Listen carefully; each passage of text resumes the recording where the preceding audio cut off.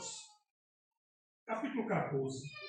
Vamos fazer um panorama completo, do verso 1 ao verso 20. Eu vou tentar explicar para vocês de uma forma para que os irmãos entendam Apocalipse sem linhas escatológicas, né? Preterista, futurista, historicista, há muitas brigas, né? Em relação a isso, quando falo diálogos e debates acalorados a respeito das escolas teológicas, nós precisamos, na realidade, é não ficar preso, porque isso pode acabar engessando a nossa mente e você não abre perspectivas diferentes.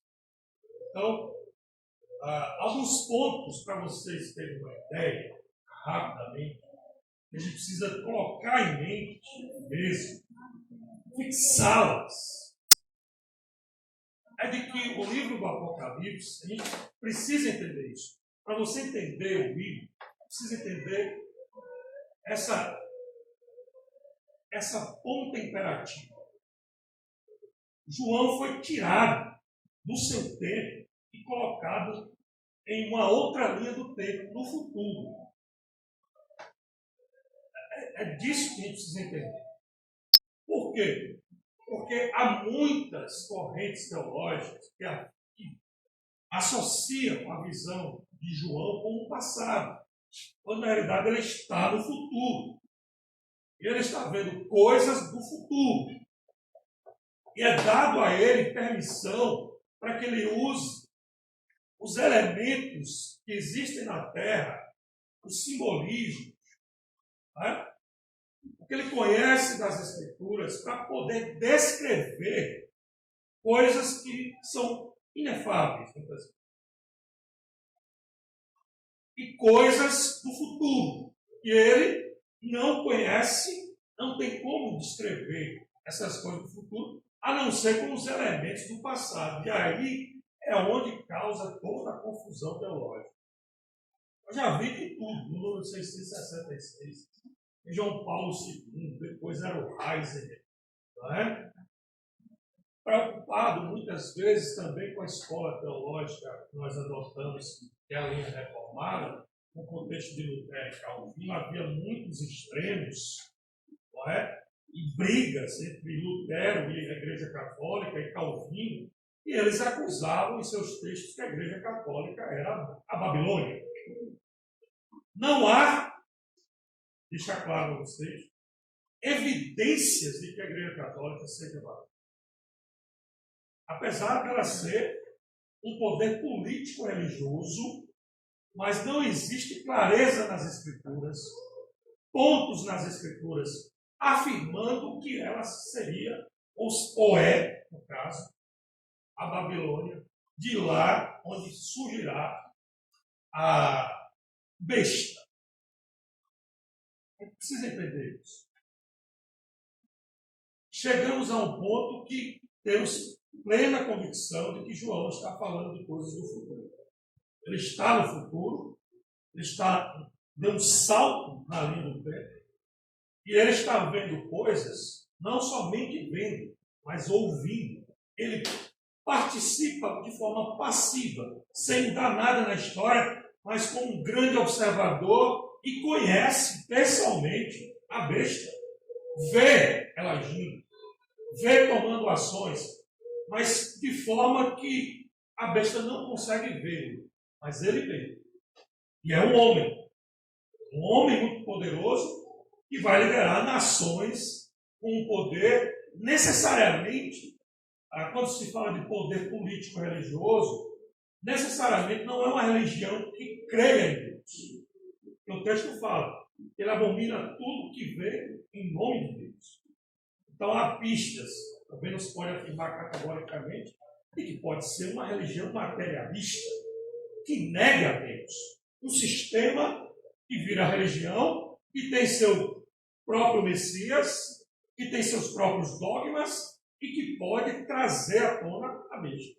Isso também é uma possibilidade. Mas, antes de nós entrarmos aqui diretamente no texto, eu queria que os irmãos voltassem ao capítulo 12. A gente chegar ao capítulo 14, precisa fazer algumas pontuações aqui. O último verso diz assim: e assim o dragão se colocou em pé sobre a areia do mar. Você dá um salto direto para o capítulo 13 agora. E aí, novamente, o texto grego, ele não tinha índice. O índice só veio muito tempo depois, que é a marcação dos textos com capítulos, versículos e blocos, não é? Que vão entrar em harmonia. Aqui a gente já vê uma transição do último verso, que na minha King James é o verso 18, mas em algumas não vai no verso 18. É uma transição para o capítulo 13. Então, nós temos aqui o dragão que se colocou em pé sobre a areia do mar. E o verso 1 do capítulo 13, João diz assim: então observei que emergiu no mar uma besta que tinha 10 chifres, 7 cabeças, sobre os chifres 10 coroas, e em cada cabeça um nome de blasfêmia. A passagem de Daniel, capítulo 7, tem a ver com isso. Essa é outra questão de embate teológico. Se você for olhar a descrição do verso 2, veja: e a besta que vi era semelhante a um leopardo, porém tinha pés como os de urso e boca como a de leão. O dragão passou à besta o seu poder, o seu trono e grande autoridade. Esse texto é igualzinho ao que está lá em Daniel capítulo 7. Então, vamos abrir Daniel. Daniel, fica aí no banco, não vou abrir você não. É só a Bíblia.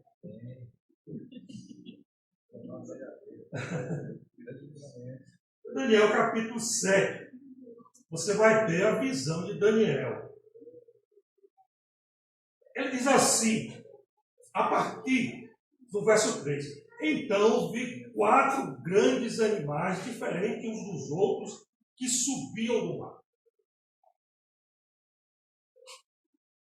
O primeiro assemelha-se a um enorme leão.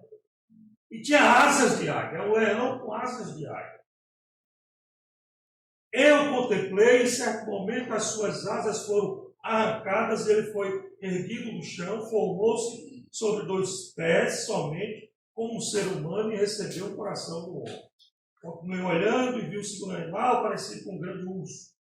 Ergueu-se de um lado, tendo a boca, 3 costelas entre os dentes.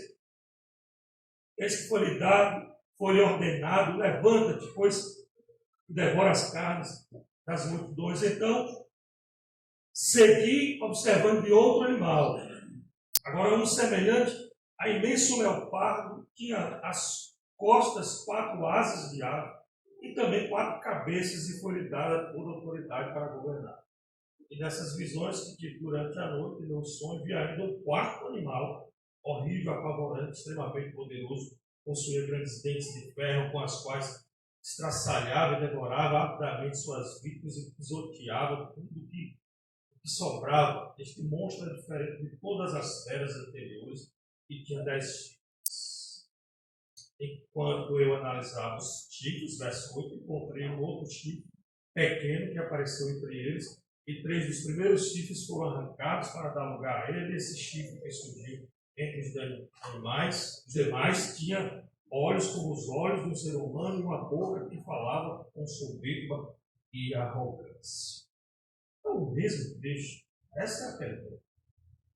Você precisa ver, e não é o mesmo texto. Os simbolismos, os animais, os chifres são idênticos ao que se diz no texto, mas não é o mesmo texto quando você faz as ideias. Não é. O texto de Apocalipse 13 diz que a besta que vi era semelhante ao leopardo. Ele inverte os processos. Ela é rápida. O leopardo, ele é um animal de emboscada. Ele dá uma explosão de curta distância para pegar sua presa. Então ele precisa estar em moitas ou em árvores para poder emboscar. Ele é um animal solitário. Tinha pés como de urso, firmes. O urso sobe numa árvore e se tiver o ser humano lá, com a relaxa no Discovery Channel, você assiste alguns documentários do Animal Planet, em que seres humanos subiram em árvores para poder fugir do urso. Ele subiu firmemente, não desliza e arranca de lá de cima o ser humano e mata. O que se posiciona a característica da personalidade desse homem de ser rápido, veloz em sua violência e firme em seus propósitos. O dragão também está nisso. Nós vimos no capítulo 12 de que ele está ali observando o que se assemelha a essa relação do dragão é de pai e filho. É uma cópia da obra de Cristo. Porque você vê, quando Cristo está sendo batizado, a presença do Espírito Santo e do Pai, e o Pai diz: esse é meu filho, a quem eu tenho prazer. Cristo sai dali do batismo para o deserto para ser tentado para o diabo e dali o seu ministério. Aqui é o ministério, a operação do erro em ação.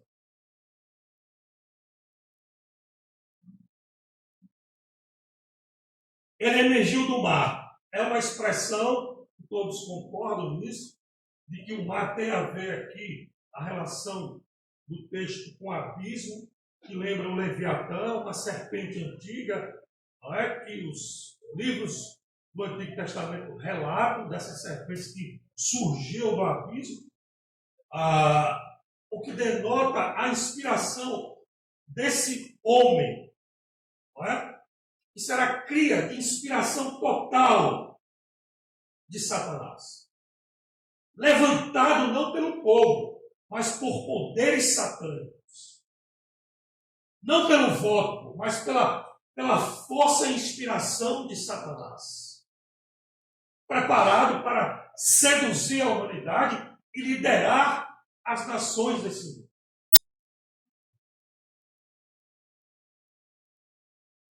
E ele tem uma boca como de leão, leão fugindo a 10 quilômetros, se ouve a distância, o que traz também como símbolo de que ele será ouvido por todo mundo.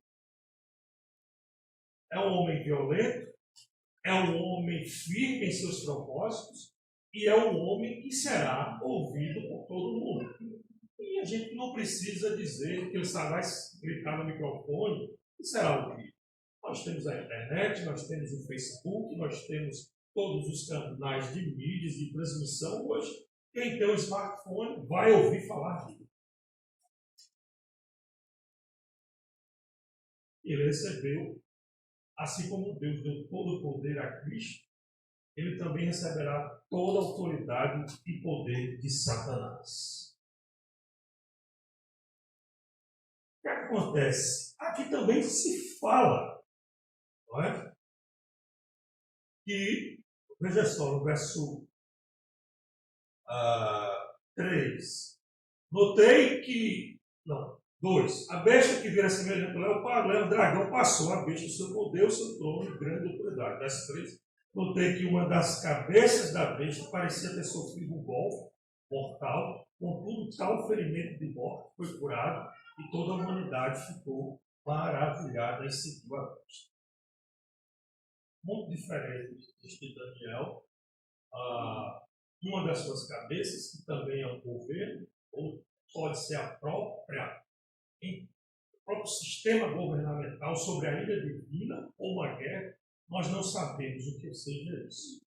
Mas o que é certo é que esse governo vai sofrer uma grande baixa, mas que depois vai se recuperar de forma econômica e maravilhosamente forte e vai conseguir a admiração de todo mundo por ter voltado com toda a força.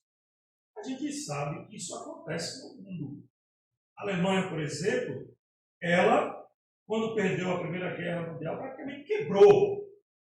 quando Hitler ascende ao poder, o que é que Hitler faz? Ascende primeiramente economicamente a Alemanha. A Alemanha volta a crescer economicamente, volta a ter emprego, começa a evoluir, começa a ganhar mercado e aí acende-se a besta da Alemanha.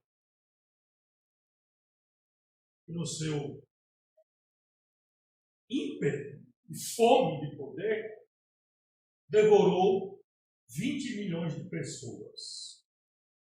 20 milhões de pessoas foram assassinadas. E assim se ergue a liderança de um tirano através de muito sangue. Agora nós vamos, de fato, ao nosso texto. Capítulo 14. Então, nós temos o primeiro bloco, que é do verso 1 ao verso 5, alguns pontos, para que vocês entendam isso. O cordeiro e os mártires. A polêmica dos 144 mil. Né? Os testemunhos de Jeová dizem que são eles. E só entra 144 mil. Eleitos, puros, que só creem em Jeová. Mas vamos entender um pouco isso. Os 144 mil tem a ver com as testemunhas, as duas testemunhas. Isso é um salto diferente, porque há muitas interpretações das testemunhas, quando na realidade as testemunhas são a própria igreja cristã, em suas duas fases. A igreja, como ela é, ao longo do seu tempo, universal, histórica, que ainda está aqui, fazendo a sua parte, e a igreja do sacrifício do tempo do fim. Os mártires escolhidos para resistir, perseverar na época do fim. Então, existe um número, 144 mil, baseado nas 12 tribos de Israel, tal. Aquilo tudo é simbólico, é metafórico, não é literal. Na realidade, é a igreja eleita. Mas Deus reservou um povo específico para, no tempo do fim, lutar, oferecendo as suas próprias vidas em sacrifício a Deus. Então o texto diz assim: então olhei, observe, e vi diante de mim um cordeiro em pé, assim como o dragão ficou em pé. Vamos lá? O cordeiro também fica em pé. Mas quem está imitando aí é o dragão. Irmãos, é um ponto importante que você descubra agora. A obra de Satanás é uma simbiose mal feita, uma cópia mal feita da obra de Cristo. Por isso que é tanta blasfêmia. Ele inverte todo o processo, ele faz mal feito, porque ele ostenta ser Deus. Ele ostenta ser Deus.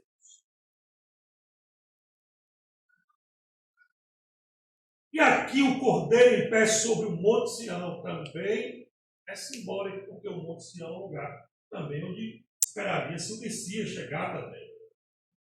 É um lugar especial. Aqui é simbólico. O Monte Sião é o próprio céu. É de onde Cristo vai sair, porque o texto precisa concordar. E diz aqui que esse Monte Sião, e junto a ele, 144 mil que ostentavam, escritos em suas frontes, o nome dele e de seu pai, a lembrar que esse povo já está morto e estava clamando por vingança debaixo do trono de Deus. Deus não permitiu a vingança, porque a vingança do Senhor é no tempo dele, mas foi dado a eles o quê? O capítulo 6 de Apocalipse.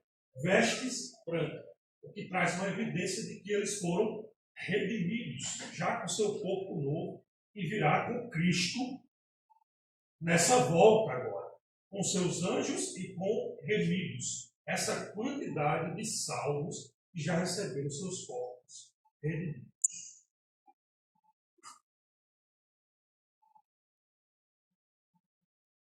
E aí você vai ver no texto coisas que não tem como descrever, a não ser trazer elementos humanos. E Deus deu essa permissão a João.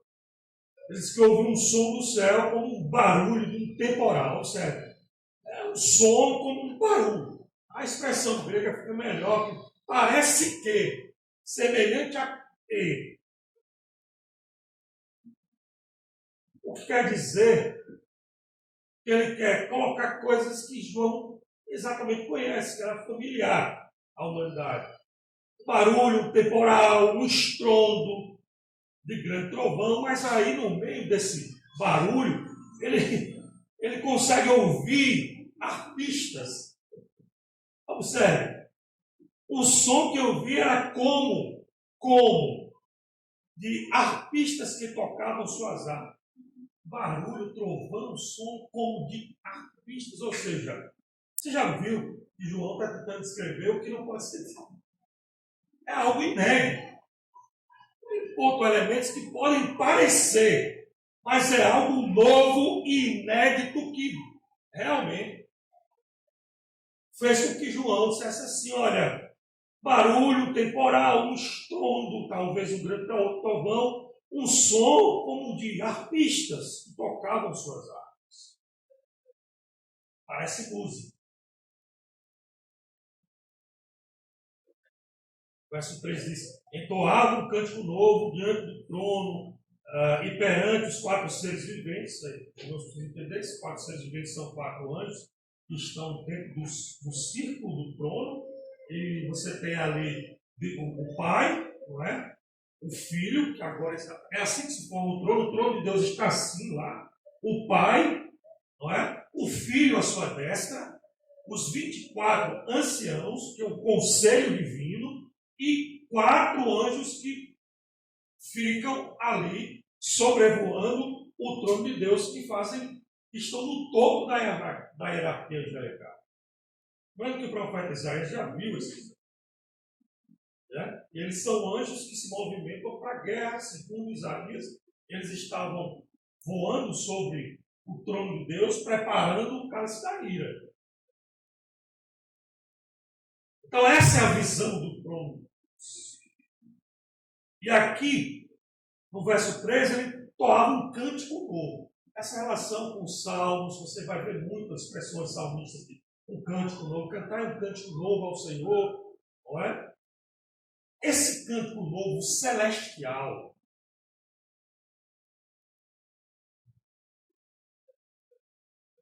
diante do trono e perante os 4 seres viventes e dos anciãos, do conselho divino,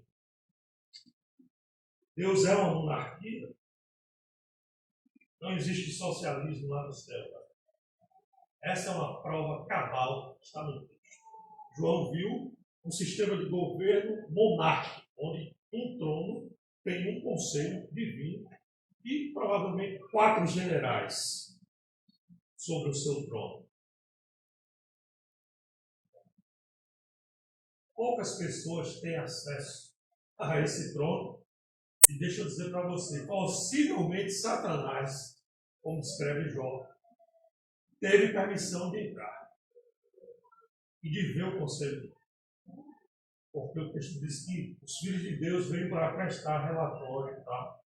Então dá a entender que Satanás estava ali enquanto parte desse conselho. Essa é outra história para Davi explicar para vocês. Não é, Davi? Como é que o diabo é tão obediente a Deus? Então eles entoavam um cântico e ninguém podia aprender o cântico, porque o cântico só era para os 144, para os remidos. Meus irmãos, por quê? Porque esses remidos foram oferecidos a Deus para uma época especial. Eles desejam a vingança e Deus vai vingá-los. E aí dá um cântico novo para que eles possam cantar agradecendo a Deus. Agora nós não sabemos que tipo de louvor é esse, não é dito, nem João pode ser, nem João pode revelar o conteúdo desse cântico, porque é um cântico selado, possivelmente só vai ser liberada a letra, né, no dia da volta de Cristo. Então o verso 4 diz que esses são os que não se maculam. Esse texto do domingo passado, os irmãos ficaram preocupados. Pastor, não se maculam com mulheres, porque são virgens, são os que seguem o Cordeiro, onde quer que vá, foram comprados dentre todos os seres humanos, e foram os primeiros a serem oferecidos a Deus e ao Cordeiro. Mentira alguma foi encontrada em seus lábios, e, portanto, são irrepreensíveis. Isso também é metafórico. Ray Osborne, ele tem uma posição que me agrada muito. Ele está falando aqui no sentido mais espiritual.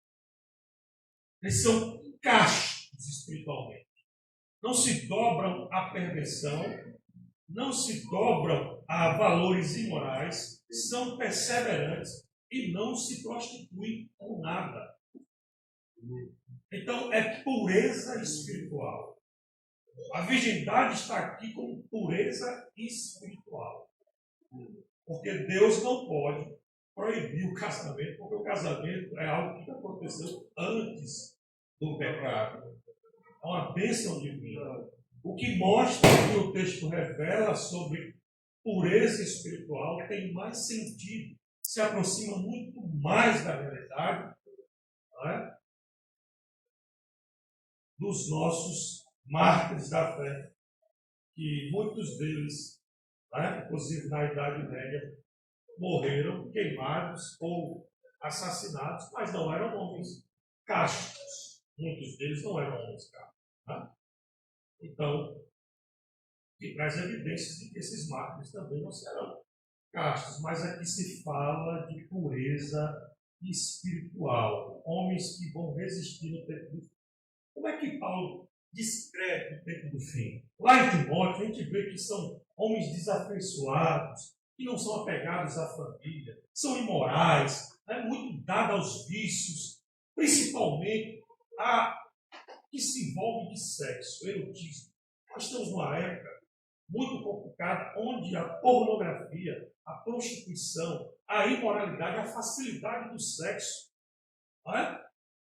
Eu estive em Ilhéus há um tempo atrás, conversando com um vizinho lá de Colômbia, ele dizia assim para mim: hoje o sexo está muito mais fácil do que antigamente, porque hoje, pastor, é a base do Pix. E eu não estou falando de prostituta, eu estou falando de mulheres de família que querem dinheiro e pedem Pix para ter uma relação sexual. Eu falei, mas isso é prostituição? Aí ele falou, mas elas não ficam em zonas, elas estão nas casas de família. Você vê onde chegou. Ele me falou também que o tio dele tinha um apadrinhamento de garotas de universidade, na qual sustentava em troca de sexo, pagava a mensalidade dessas meninas, em troca elas davam sexo para esse senhor de idade. Esse é o mundo que está. Esse é o mundo que diz, prove dessa fruta, morda isso. É normal. Quando eu estudava com Davi, lá na Universidade Católica, curso de logoterapia, a gente ouvia de colegas nossos tentando normalizar a expressão poliamor. O que, para mim, é suruba. Aí eu falo, não, isso não é poliamor. Tem amor, não é só sexo. Amor entre 20 pessoas transando. É isso? Não, você leva para um lado muito estranho. Não, mas é isso que você está querendo dizer. É a fragmentação total do ser humano. O ser humano ele não é unificado, ele é dividido, porque a relação homem-mulher é uma só carne. E o que aquele sujeito estava tentando dizer para a gente é que aquilo era normal. Está mais fragmentado, mais neurótico, mais com necessidade de explorar seus desejos sexuais. Era o novo normal. Estes homens não se maculam com mulheres porque são virgens. Isso aqui é pureza espiritual. O cristão é chamado a resistir à imoralidade desse mundo, à perversão desse mundo, à operação do erro.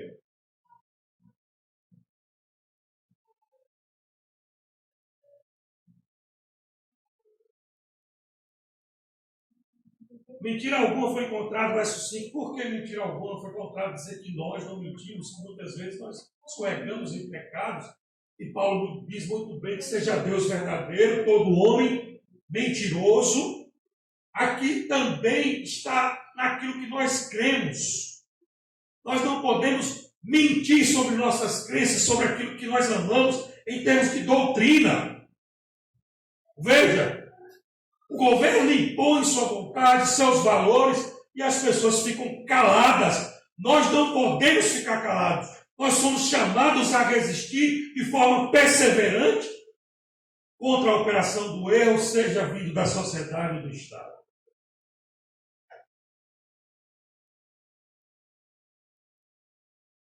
Eu vejo alguns irmãos de máscara aqui, a polêmica das máscaras. Eu não uso mais. Eu já fui vacinado 2 vezes, já fui suspeito de Covid umas 20. Eu estou pela misericórdia de Deus. E aí eu estava no restaurante com o Cris, aqui em Jequié, e uma menina, de 25 anos, 26 anos, jovem, viu que eu estava sem máscara, chegou para mim, meu senhor, por favor, você me dá um minuto da sua atenção? Estou fazendo meu prato, certo? O senhor poderia usar a máscara? Por quê? Não, porque isso me incomoda. Eu digo, vai continuar te incomodando. Porque eu não vou usar. Se o dono do restaurante não me proibiu, eu não vou usar. Mas isso é falta de consciência. Não, eu acho que você vai precisar de um psiquiatra para tirar isso de você. Porque espera-se a decisão do governo para você tirar a máscara quando ela não faz mais nenhum sentido. Então nós somos tão subservientes ao governo, isso me assusta, eu vou ser sincero. Eu fico muito assustado, eu comento muito com o Davi sobre a subserviência da igreja na posição do Estado, quando ele ordena que você tem que usar máscara e você tem que usar máscara. Na minha comunidade lá, eu resistia a isso, eu perdi voto para o presbitério, porque eu não queria que a igreja usasse máscara da igreja e abriria o cu e pagaria o preço como fez John MacArthur. Nós não temos advogados extraordinários como o John MacArthur tem, mas vale o sacrifício de você lutar pelo Evangelho, por aquilo que você acredita.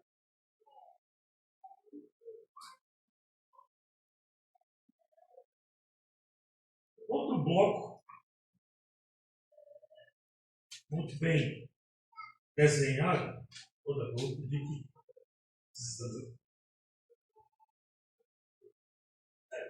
se preocupa com calor. O verso 6 ao verso 13, as 3 proclamações angelicais. Tem uma sequência de um anjo que segue o outro. É interessante demais esse texto. Ele diz assim no verso 6: observei outro anjo que voava pelo meio do céu e portava nas mãos o Evangelho eterno. Olha essa expressão Evangelho eterno, grave, porque isso não tem nada a ver com o Evangelho da graça. O Evangelho eterno, o Evangelho, as notícias que vêm do céu, não tem nada a ver com as boas novas da salvação. O Evangelho eterno, para anunciar os que habitam na terra, é juízo, condenação. E aqui envolve a terra, toda nação, tribo, língua. Não vai escapar ninguém.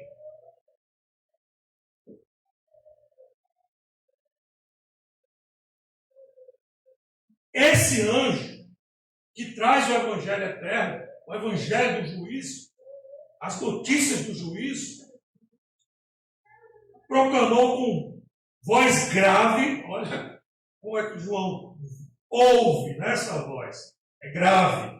É uma voz notável. O que é que diz o Evangelho eterno, o conteúdo do Evangelho eterno? Temei a Deus. É uma proclamação. Rendei-lhe glória, porquanto a hora do juízo chegou. Adorai aquele que fez o céu, a terra, o mar e as fontes das águas. Proclamação é uma forma de exaltar a soberania de Deus até no juízo. Ele é digno de toda a glória, ele é digno de ser temido. tudo é dele, a terra, as águas, tudo pertence ao Senhor. Isso aqui não é a ação do juízo, mas é um anúncio. E aí eu gosto muito bem quando o Bailey, não é? O meu livro está chegando ainda, eu tenho um PDF lá. O Bailey diz assim que é para causar terror na humanidade. Veja, a humanidade não precisa muito para ficar desorientada. Né? Covid-19, alguma Covid gerou situações de caos, alimentos e mercados que estavam faltando, pessoas quebrando lojas, assaltando. O ser humano, na realidade, ele anseia pelo anticristo. Ele quer, ele está pedindo isso. Quando se mata, por exemplo, um jovem negro, um negro nos Estados Unidos, aquilo é um estopim, aquele gatilho já está lá, mas é um estopim para muitas coisas. Uma delas é a matança de policiais, saques em lojas, destruição de patrimônio.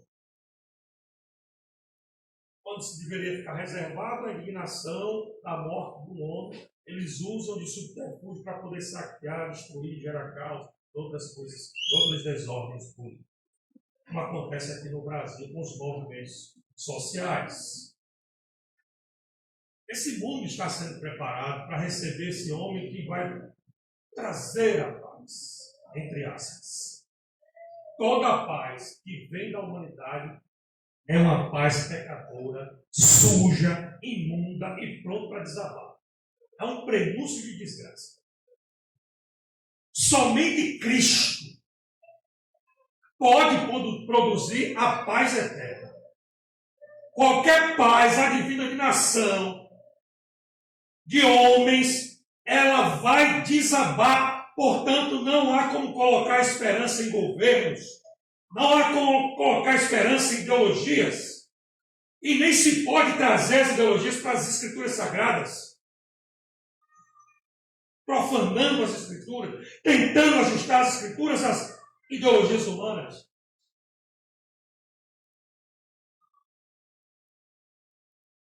Aqui o anjo diz: temei a Deus. A ênfase se torna melhor, porque o mundo se comporta como se Deus não existisse.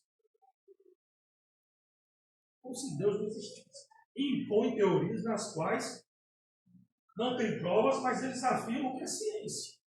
Estou fazendo um trabalho para a Lana lá, aí estou sobre criacionismo e evolucionismo. E aí o professor diz aqui: criacionismo não tem provas, evolucionismo tem provas. Assim, e você tem que engolir isso como ciência. O cara diz que o homem veio do macaco, que um passarinho se tornou um elefante, e você precisa acreditar. Porque a ciência, se você não crê nisso, você não será aceito.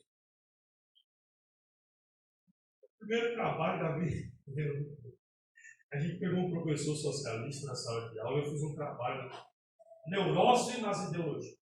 Vou lá com esse tema da neurose, esse tema não vai para frente.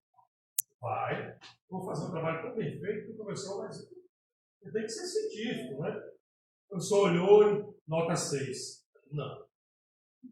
Vou lá com essa professora. Não, porque o tema já sei vou mudar o tema. Aí mudei o tema. Aí fiz outro trabalho, ele deu 9.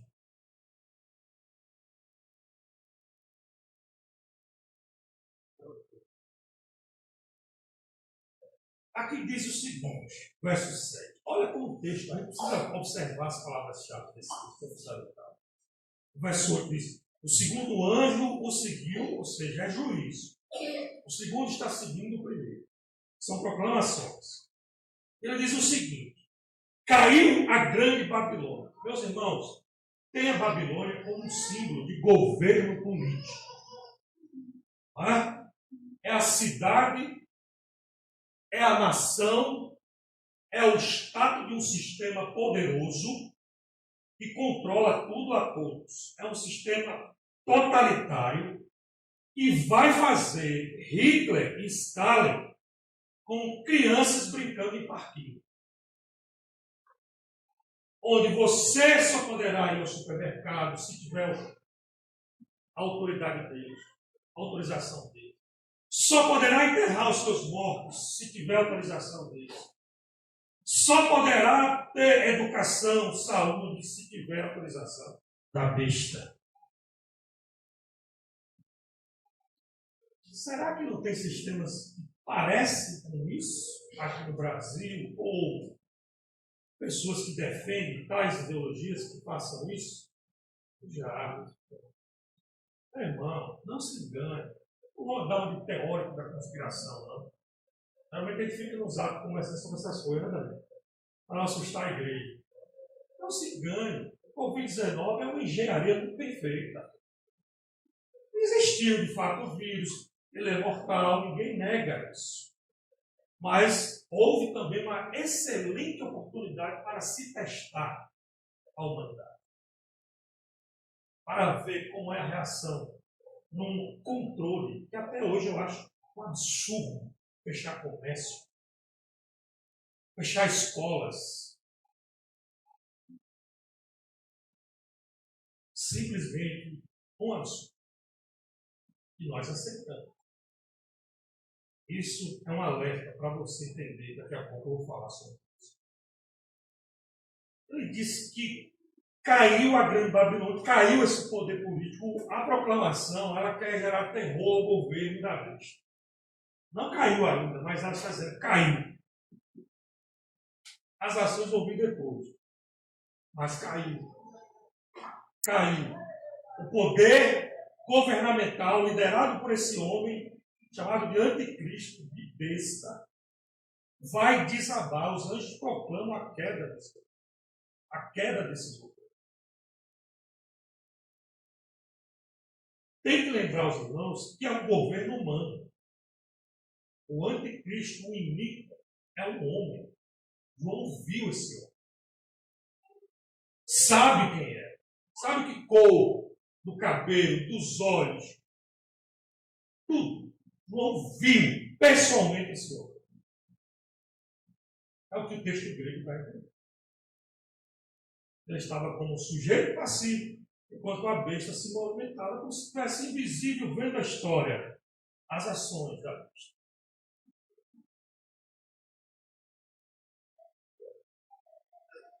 Ele que deu de beber a todas as nações do vinho da ira. Eu gosto dessa expressão de beber todas as nações.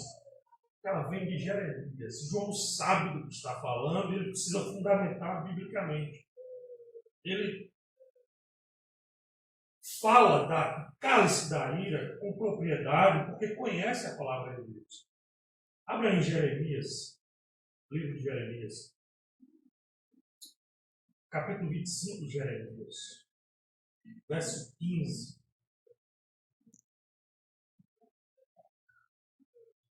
Falando. Verso 17. Então, eis o que me ordenou Deus, meu Senhor.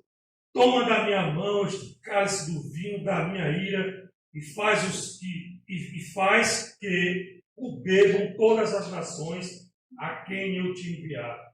Beberão, cambalearão, enlouquecerão por causa da espada que enviarei entre elas. Então peguei o cálice da mão do Senhor e fiz com que dele bebesse todas as nações às quais o Senhor me mandou.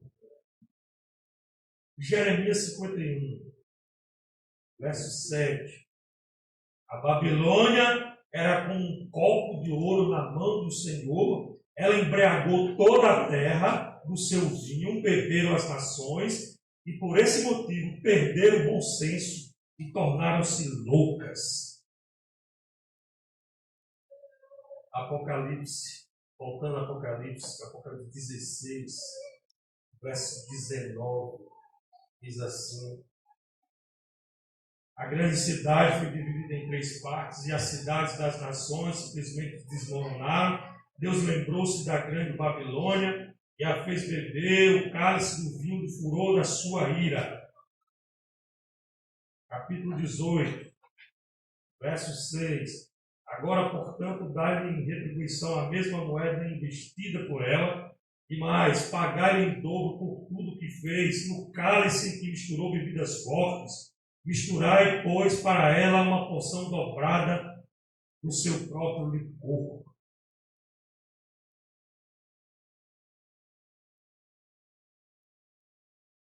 Esta nação, este governo, esse sistema de governo, vai prostituir todas as nações com suas ideologias, né? Vai tornar tudo normal. Coisas mais absurdas e bizarras. Ideologia de gênero está vindo aí com força. Mudança na linguagem de forma bizarra com o intuito, não que a língua ela evolui, tá? Mas ela precisa fazer sentido. E todos não faz sentido, nenhum. Mas é pautado para a inclusão. Já temos como lei o casamento de homossexuais. As drogas estão vindo aí.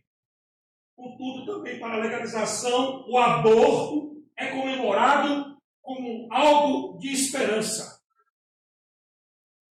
E tudo isso apoiado por nosso Supremo Tribunal, pelo Supremo Tribunal do Mundo, pela Corte Americana, pelos governos, pelo Estado, pelas instituições, tornando cada vez mais, massificando cada vez mais, a ponto de você achar normal. E nós vamos perder o sentido de perplexidade.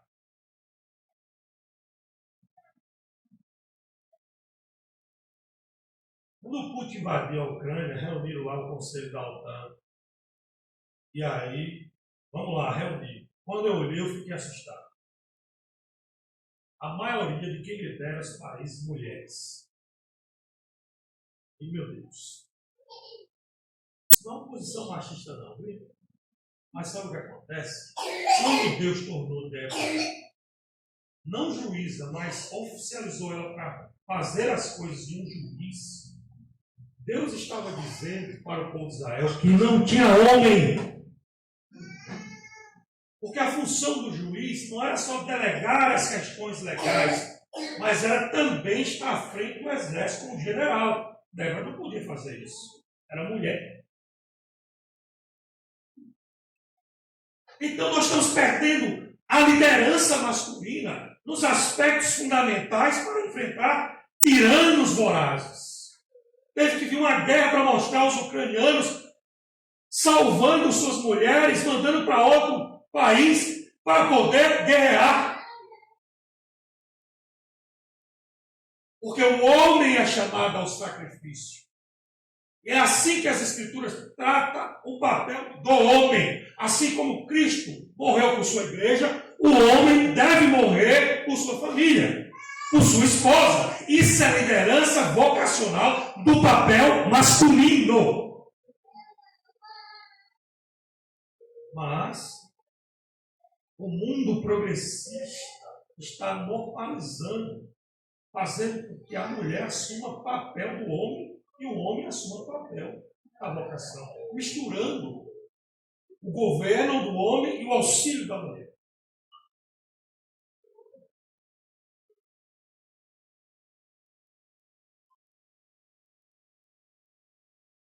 Seguiu-se o terceiro anjo,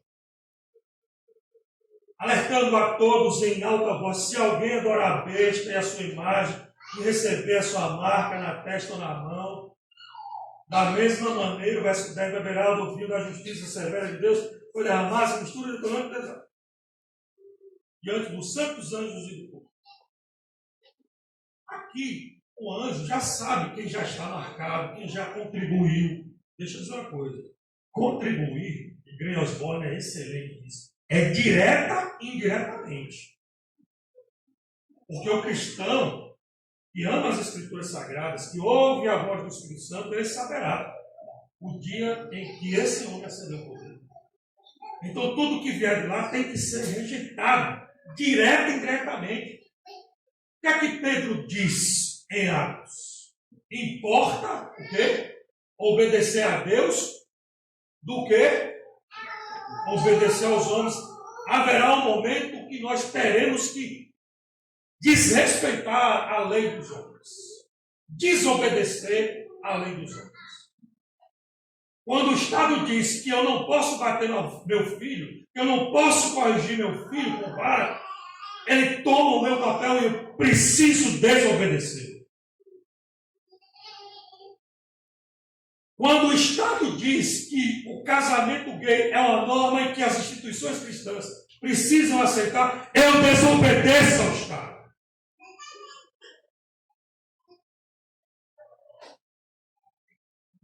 E você, cada cidadão aqui presente, será chamado a desobedecer em algum momento.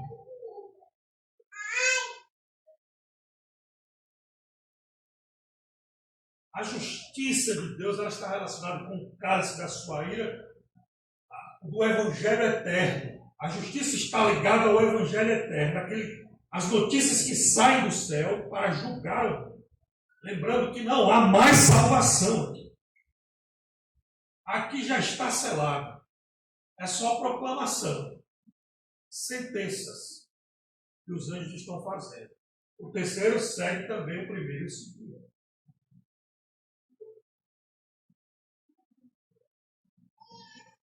Em contraste, o verso 11 diz que a fumaça exalada, para todo, a fumaça da sua aflição será exalada para todo sempre. E novamente quebra a ideia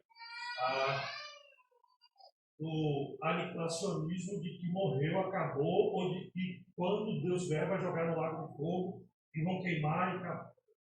Aqui é sempre no sentido eterno, porque a salvação é eterna, a condenação também precisa ser eterna. Porque a justiça de Deus é perfeita. Ah, se fosse bom assim, meu Deus do céu, o ateu ia ficar feliz com essa ideia. De que morreu, vai queimar e acabou, de acordo com as suas aflições, suas obras aqui na terra, na verdade. E aí o sujeito, quem comungava com essa ideia, Daniel, era John Stott. Nosso querido John Stott comungava com essa ideia. O pai chamou a atenção dele algumas vezes, mas parece que não mudou não. Que é um absurdo. Éon dos éons, não é éons dos éons. Quer dizer, do século em século, que dá continuidade eterna, não tem fim. Ah, mas Deus não é justo. Você não tem nem dignidade para questionar a justiça de Deus. Aí Paulo bota isso no capítulo 9 do Romanos. Quem é você? A criatura querendo julgar o Criador? O senso de justiça meu e seu, como diz Isaías, é trago de imundícia. Muito limitado para a nossa compreensão de justiça. A gente estudando Jó hoje, Jó reclamando no capítulo 6, de Deus, etc. e tal, lá no capítulo 39, ele vai dizer o seguinte: Deus vai dizer assim, Deus vai aparecer em teofania para ele em forma de um vento. E vai dizer o seguinte: por que está reclamando daquilo que você não conhece, não sabe? Nenhuma palavra do que você disser vai descrever o que está acontecendo, o que foi decidido lá em cima.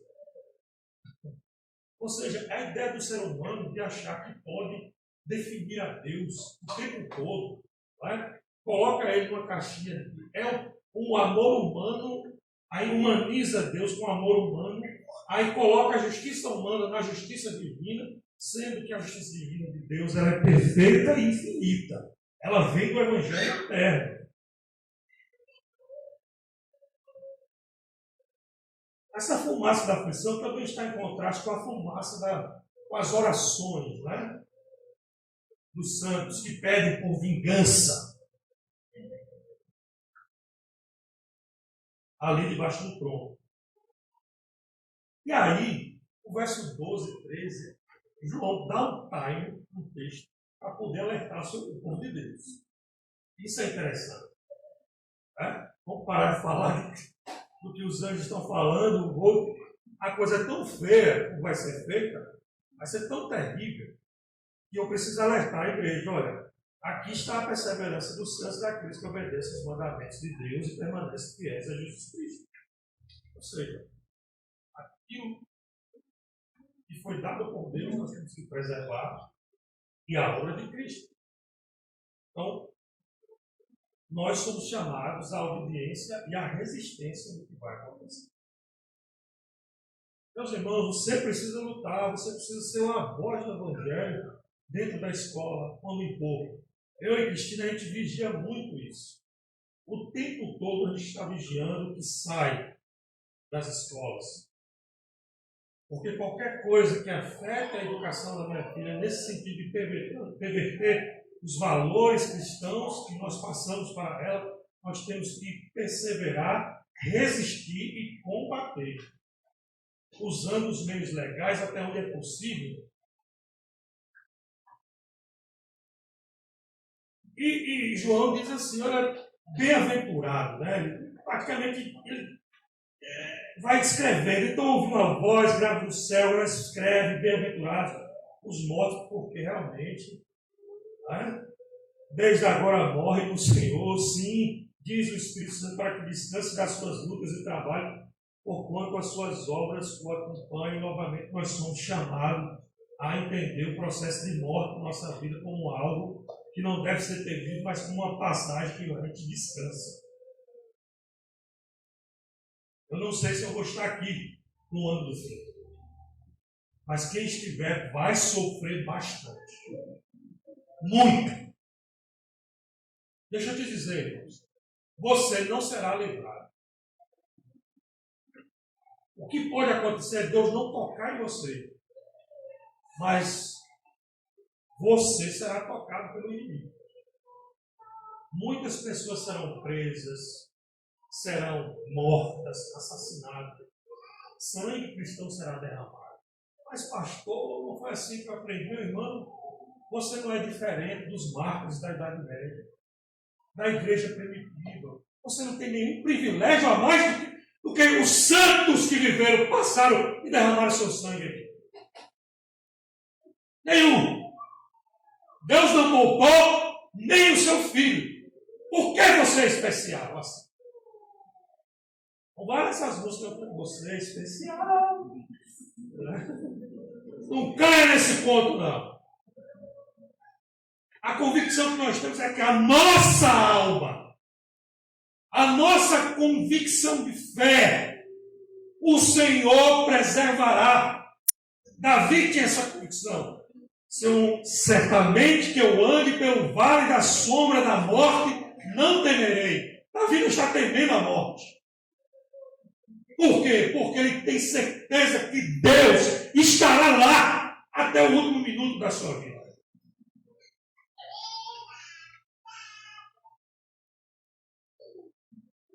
Os dois últimos blocos, chegou a hora de ceifar a terra. Meus irmãos, como o Glenn Osborne escreve aqui, dá para escrever um filme, se a gente começar a fazer uma narrativa. Olhei e eis que diante de mim estava uma nuvem branca. Observe, nuvem branca. Você vai ver Jesus falando lá em Marcos, não é? De eis que eu venho, né, com as nuvens do poder. Aqui é diferente. Nuvem branca significa pureza. É bom destacar isso muito bem, porque a justiça de Deus ela é pura, ela é perfeita. Por que está sendo enfatizado que Cristo veio no azul? Porque vai ser derramado muito sangue na terra.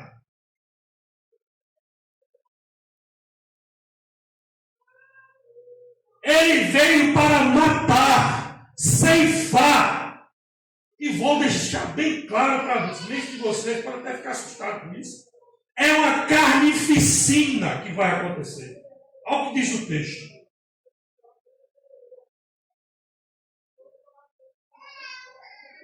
Verso 16. Em seguida, aquele que estava sentado sobre a nuvem passou a sua lâmina de colheita por toda a humanidade e a terra foi ceifada. Volta ao verso 14.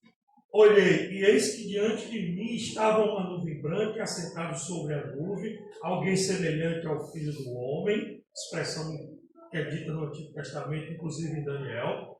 Ele estava com uma coroa, que denota coroa de ouro, autoridade, governo, a sua cabeça, uma foice afiada na mão, foice é um instrumento de corte rápido.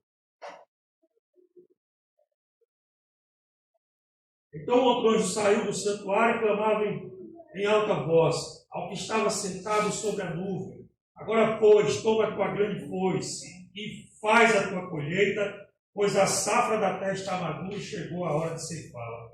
Em seguida, aquele que estava sentado sobre a nuvem passou a sua lâmina da colheita por toda a humanidade, e a terra foi ceifada. O texto em grego, há uma discussão com toda a humanidade, significa toda a humanidade ligada ao número da besta. Por quê? A gente vai entender isso daqui a pouco. Então, outro anjo partiu do santuário celeste empunhando uma foice menor e afiada. Ou seja, ficaram sobreviventes. Cristo fez sua ceifa e agora vem um anjo de autoridade menor do que Cristo, claro. A foice menor quer dizer isso, com poder de menor autoridade. E do altar saiu ainda mais um anjo, com poder sobre o fogo, e clamou com forte voz ao que trazia a foice menor: passa a tua faca afiada e colhe todos os cachos de extensa vinha da terra, porque as suas uvas já chegaram. Linguagem muito comum ao povo de Israel, essa de colheita e ceifa. Jesus também fala isso em Mateus, logo no início, João Batista, aliás, sobre ceifa. O verso 19 diz assim: sem demora, hoje passou aquela lâmina afiada por toda a terra, ajuntou as uvas maduras e as lançou no imenso lagar da ira de Deus.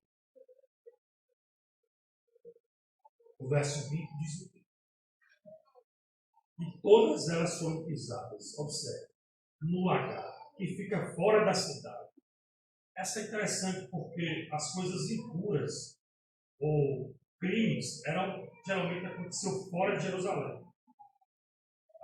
A ideia de que o povo de Deus não será tocado é muito clara. De que isso será feito fora da cidade.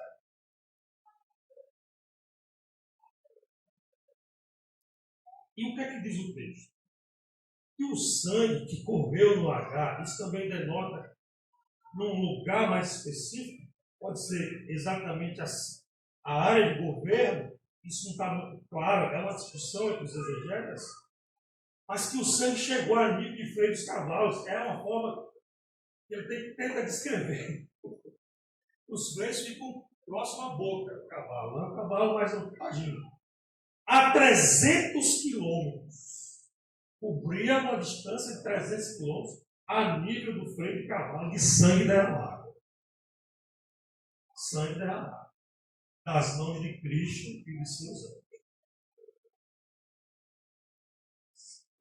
A gente tira rapidamente a imagem de Cristo amoroso, veio aqui, colocou sua cabeça no ombro de João, amai-vos uns aos outros, mas se esquecendo sempre da imagem do Cristo vingador, que vem com olhos de fogo, o texto do Apocalipse diz isso, com ira perfeita, pura, e vem para matar, para derramar sangue. É o que ele vem. E esse mundo merece isso, irmãos.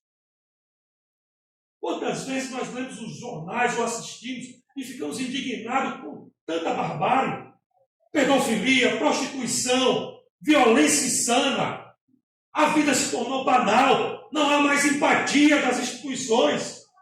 Somente Deus pode fazer a justiça. E assim como no Antigo Testamento, quando Deus derramava sangue, Cristo vem como juiz para derramar sangue sobre a terra junto com seus anjos. E os remidos que morreram assistirão isso.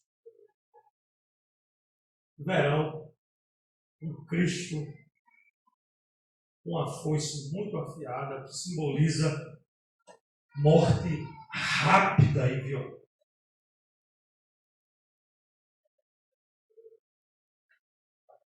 Tem gente que vai dormir. Parece um filme de terror, né? Os últimos votos. Mas é assim que se traduz, tira as metáforas e você pega a raiz. E você vai ver um Cristo vingador.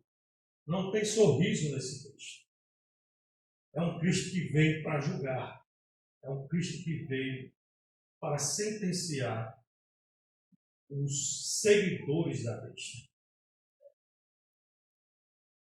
Meus irmãos, qual é a lição do panorama de hoje? A lição ela está no texto. Verso 12. Aqui está a perseverança dos santos, daqueles que obedecem aos mandamentos de Deus e permanecem fiéis a Jesus. Eu e você somos chamados à perseverança, a melhorarmos cada dia mais em santidade, em oração, em compreender a doutrina. É muito importante que você estude a palavra, compreenda. Não é só ler. Você precisa compreender, pegar papel, lápis, notebook, o tablet, o smart, não importa, o instrumento que você vai usar para pesquisar, ir nos textos, ver os termos, compreender. Quando não tiver essa compreensão completa, chegue para o seu pastor, pergunte, porque o seu líder espiritual vai ser o guia nesse momento terrível. A Bíblia não define uma data para a volta de Cristo, mas define ano, semana, mês, semana e hora, quando vai se iniciar todo o processo. E Apocalipse está escrito isso. Nós não sabemos quando será o ano, quando será o mês, quando será a semana, quando será o dia, quando será a hora. Somente o Pai, o Filho sabe. Outra polêmica, hein? Porém, nós somos chamados aqui na terra, no tempo humano, a perseverar, a resistir, a não deixar com que a prostituição dos valores lá fora, valores entre aspas, inundam a nossa igreja. Que essa igreja possa ser perseverante e resistente às falsas doutrinas e às filosofias banais dessa humanidade. Amém?